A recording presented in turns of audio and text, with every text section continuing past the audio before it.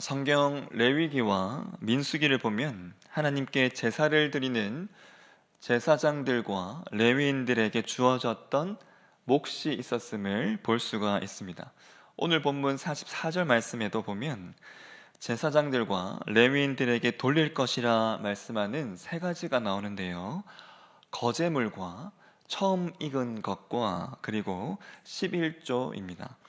이 세 가지가 이들에게 주어지도록 하셔서 이들로 하여금 제사 드리는 일에, 지금의 우리 이 예배 드리는 일에 전념하도록 하신 것이죠. 그렇다면 여러분, 제사 드리는 바로 이 일에 이렇게 특별하게 제사장들과 레위인들을 따로 두시고 이들이 제 역할을 감당하도록 백성들이 이 세 가지를 준비케 하셨던 그 이유가 무엇일까요? 하나님은 백성들과의 관계를 원하셨기 때문입니다. 백성들을 사랑하셨기 때문이죠. 그래서 백성을 만나고자 하셨습니다. 백성을 만나는 일에 있어서 해결되어야 할 문제, 가장 큰 문제가 죄의 문제임을 아시고 그 죄의 문제의 답을 하나님이 백성들에게 스스로 주시는 일이 바로 이 제사장들과 레위인을 따로 세우는 일이었습니다. 그리고 이를 통해서 백성들이 끊임없이 하나님을 만날 수 있는 자들 되게 하신 것이 이 제사장과 레위인을 따로 세우신 하나님의 그 목적이었던 것이죠. 그래서요, 예배를 위한 자들을 따로 두시는 바로 이 모습에서 백성들을 향한 하나님의 놀라운 사랑과 배려를 우리가 보아야만 하는데요. 그런데 이러한 사랑과 배려의 하나님께 이스라엘이 등을 돌리기 시작합니다. 백성들이 하나님을 버리고 자기의 마음대로 행하는 사사시대가 열리기 시작하는데요. 백성들이 자기 멋대로 행하기 시작하면서 하나님이 아닌 우상 숭배에 빠지기 시작했고, 이에 제사장들과 레위인들도 그들의 직무가 변질되기 시작하였습니다. 각자 자기 살 길을 찾아서 제사장과 레위인들이 나서기 시작했는데, 하나님 앞에서 예배해야 할 바로 제사장들이 어느 한 가정에 속하게 되는 모습도 우리가 볼 수 있습니다. 예배가 사유화되어 버렸고 그 예배조차도 온전한 하나님을 위한 예배도 되지 못하였습니다. 이렇게 제사장의 직무와 예배가 어그러지고 마는데요. 사사기 19장 말씀을 보면 레위인들도 참 어그러진 모습을 우리가 볼 수가 있습니다. 첩을 두는 모습도 볼 수 있고, 한 첩에 행한 베냐민 지파의 악한 일로 베냐민 지파와 나머지 지파들이 큰 전쟁을 하게 되는 그러한 일까지 우리가 볼 수 있죠. 심지어 여러분, 실로에 있었던 대제사장도 마찬가지였습니다.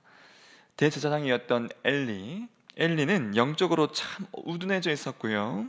그 영적 우둔함의 그늘 아래서 그의 아들들은 악행을 일삼기 시작하였습니다.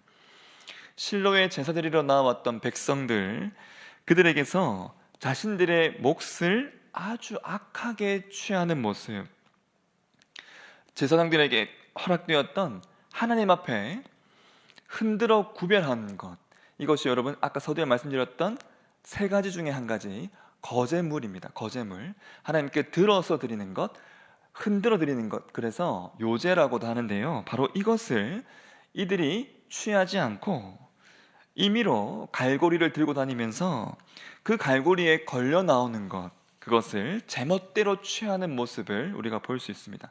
심지어는 구워 먹을 생고기를 백성들에게 요구하는 장면까지, 우리가 억지로 이것을 빼앗겠다 말하는 그러한 모습까지도 우리가 볼 수 있습니다.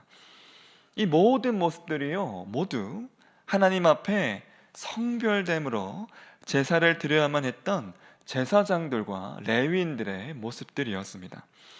이렇듯이 하나님께서 원래 의도하셨던 제사장들과 레위인들의 그 고유의 역할은 사무엘과 다윗 시절이 오기 전부터 이미 심각하게 훼손되고 있었습니다.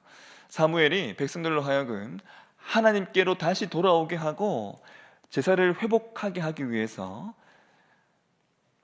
참 선지자와 그리고 참 사사로서의 역할을 잘 감당했고, 다윗도요, 왕으로서 제사장과 레위인들을 다시 모으는, 그래서 온전한 제사의 모습을 회복시키려고 부단히 노력하였습니다. 하지만 솔로몬 말미에 이스라엘은 이내 다시 우상숭배로 돌이켜버렸고, 그 이후로 예배가 온전하게 드려지지 못하는 오랜 세월이 시작됩니다.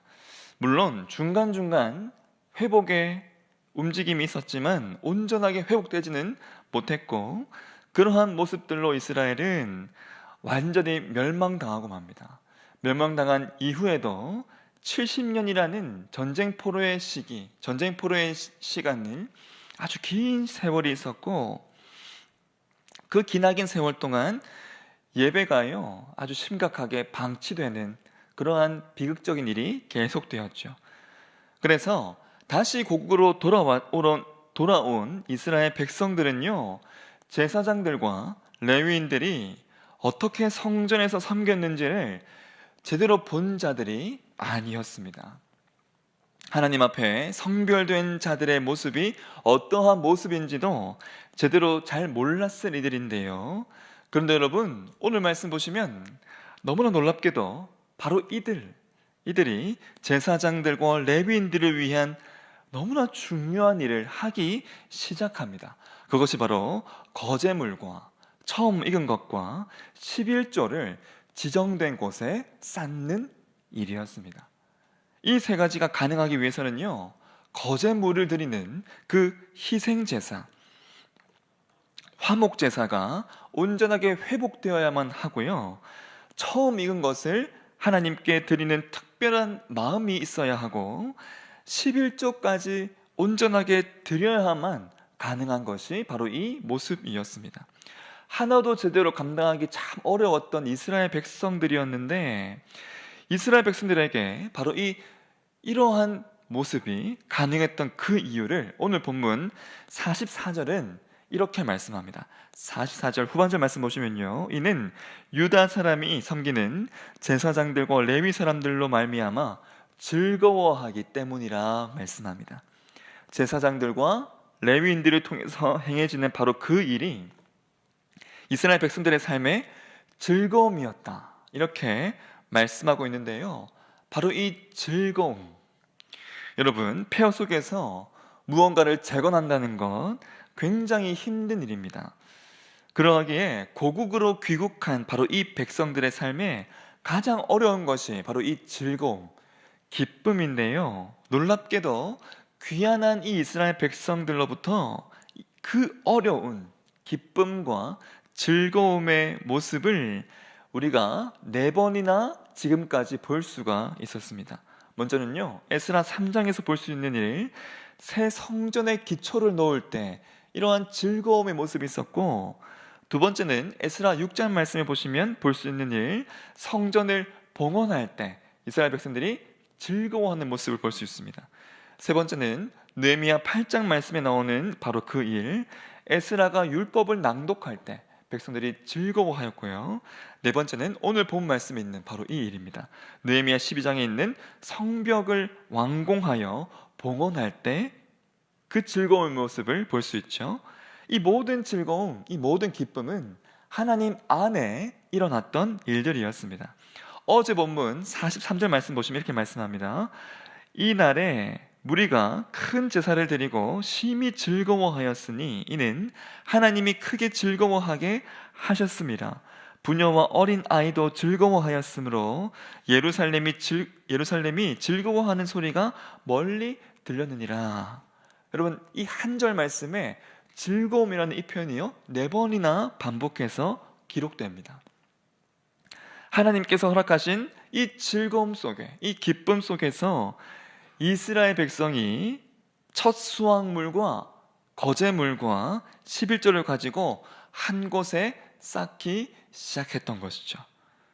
우상 앞에 그들의 마음을 놓았던 이스라엘 백성들, 그들의 정성을 쌓아 올렸던 그 이스라엘 백성들이 이제 진정한 기쁨이 어디 있는지를, 진정한 즐거움이 어디 안에 가능한지를 겹겹이 느끼기 시작했고, 그 즐거움이 있는 바로 그곳 하나님 앞에 그들의 가장 귀한 것을 드리면서 그 귀한 것으로 쌓아 올리기 시작했던 겁니다.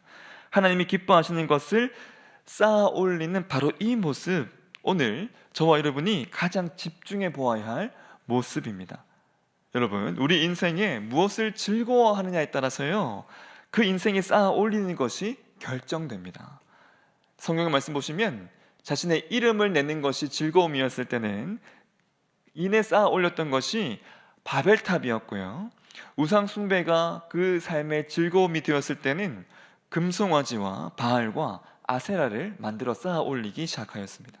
하지만 진정한 즐거움이 있는 하나님을 즐거워했을 때 수많은 곳에서 참 하기 어려웠던, 쌓기 어려웠던 하나님을 위한 제단들이 쌓아 올리기 시작했는데, 오늘 말씀에는 바로 그 제단에서 드려지는 예배를 위해서, 예배를 위한 것들로 성결하여서요 가지고 나와 하나님께 쌓아 올리는 백성들의 모습을 우리가 볼 수 있습니다.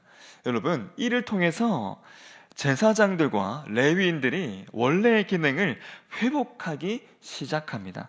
그 모습이요 45절 말씀에 등장하는데요, 45절 말씀 같이 한번 읽어보겠습니다. 시작. 그들은 하나님을 섬기는 일과 결례의 일을 힘썼으며 노래하는 자들과 문지기들도 그러하여 모두 다윗과 그의 아들 솔로몬의 명령을 따라 행하였으며. 그동안 참 하기 어려웠던 바로 이 일들, 제사장들과 레위인들이요 자기의 일을 감당하기 시작한 겁니다. 제사장들과 레위인들이 그들의 자리를 다시 잡아나가는 바로 그 모습, 이스라엘 백성들에게 이 모습이 무엇을 의미했을까요? 그들의 진정한 기쁨이었습니다. 내가 드린 예물을 사용하셔서 주께서 세우신 바로 이들을 제자리에 세우심을 바라보는 일, 이는 하나님께서 허락하신 즐거움이자 영광이었습니다. 하나님께서 백성들을 만나기 위해서 너무나 원하셨던 바로 그 예배, 이 예배를 위해 제사장과 레위인이 바로 세워지는 바로 그 일, 그리고 이들의 필요를 율법을 따라 백성들이 채우고 있는 바로 이 모습들, 그 모습을 바라보면서 백성들이 기뻐하고 즐거워하는 모습까지, 여러분, 이것이야말로 하나님의 백성 안에서 참 이루어져야 하는 순기능입니다. 오늘 본문 47절 말씀처럼 하나님께서 원하시는 그 모습들이요 재기능을 하고 순기능을 하는 모습을 보는 일, 하나님께서 보시기에 얼마나 기쁨이었겠습니까? 천지를 만드시고 창조 세계의 아름답고 조화로운 바로 그 모습을 바라보셨던 하나님, 참 하나님의 눈에 기쁨 되었던 바로 그 천지 만물, 그 모습만큼 하나님 눈에 큰 기쁨의 모습이요 바로 이 모습을 보시는 바로 이 백성들의 모습, 그리고 제사장들과 레위인들이 제자리를 잡아가는 바로 이 모습이었을 겁니다. 그렇다면 이스라엘 백성들이요 바로 이 모습, 참 그 어려운 세 가지를 주 앞에 들고 나오는 바로 이 일을 감당할 수 있었던 궁극적인 이유가 무엇이었을까요? 그것은 이들을 향한 하나님의 모습이 그러하셨기 때문입니다. 화목 제사를 통한 거제물과 처음 익은 것과 그리고 11조까지 이 어려운 것들을 백성들이 하나님께 이렇게 드릴 수 있었던 것은 하나님께서 백성들을 향해 더 많은 것, 더 어려운 것들을 이미 그들에게 먼저 허락하셨기 때문이었습니다. 화목 제사와 화목 제사의 거제물로 하나님께서 우리에게 주신 것이요 바로 아들이신 예수님이었고, 우리에게 주신 그 첫 열매, 부활의 첫 열매를 주신 것도 아들이신 예수님이었습니다. 10개 중에 하나가 아니라 아들을 내어주며 10개 전부를 내어주시는 참 차원이 다른 그 사랑을 하나님께서 백성들에게 허락하셨기 때문에 그러한 사랑을 아는 백성들이, 그러한 사랑을 깨닫게 시작했던 그 백성들이 그들의 삶에서 그 어려운 것들을 드릴 수가 있었던 것이죠. 사랑하는 성도 여러분, 우리와 함께 하시는, 우리의 예배를 가능케 하셨던, 우리의 예배를 너무나 원하시는 하나님이 바로 이러한 사랑과 배려의 하나님이십니다. 이러한 하나님 앞에서 우리의 모든 모습에 오늘 말씀에 나오는 이러한 순기능들만 가득하기를 소망합니다. 하나님께서 보시기에 심히 좋았더라 말씀하시는 그러한 모습들만, 참 그 순기능을 하는 그러한 모습들만 가득한 우리의 모습 되기를 간절히 소망합니다.